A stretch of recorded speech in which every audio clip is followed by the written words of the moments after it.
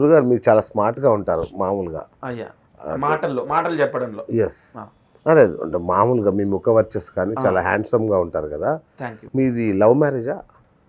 అంటే ఆ మధ్య వచ్చిన కొన్ని అలిగేషన్స్ అన్ని దృష్టిలో పెట్టుకొని ఇది అడిగారు. అదే అయితే ఒకటి సార్, స్మార్ట్గా ఉన్న వాళ్ళది అందరిది లవ్ మ్యారేజ్ అయితే నాది లవ్ మ్యారేజ్. దీనికి ఆన్సర్ అయితే సరే, అది జోక్గా మాట్లాడాను. ఒకటి సార్, అరేంజ్డ్ మ్యారేజ్.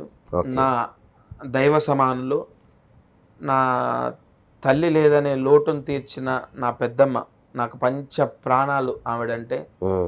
నా పెద్దమ్మ నా పెదనాన్న వెతికి ఒక సంబంధాన్ని తీసుకొచ్చారు. నాకు వివాహం అయిన తర్వాత స్త్రీ యొక్క గొప్పతనం ఇంకా 10 తెలిసింది.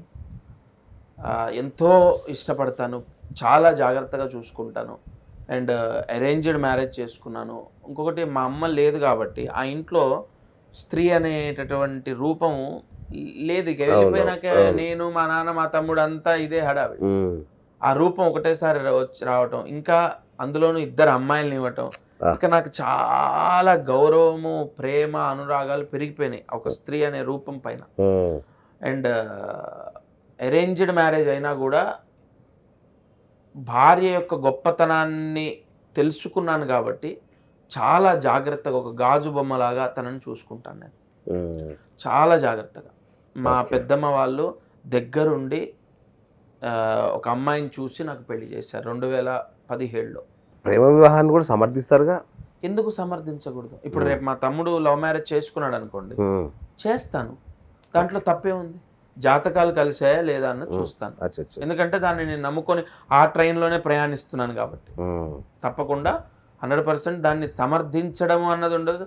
అది ఎలా ఉంటుందంటే శ్రీనివాస్ గారు, పరిస్థితులను బట్టి దాన్ని ఏకీభవించాలా వద్దా అన్నది నిర్ణయం తీసుకోవాలి.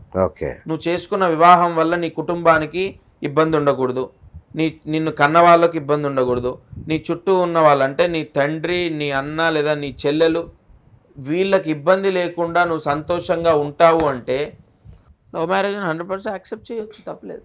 లేదా నువ్వు చేసుకుంటే నీ తండ్రి జీవితాంతం బాధపడతాడరా అన్నప్పుడు నువ్వు చేసుకొని సుఖంగా ఎలా ఉండగలవు అంటాను నేను.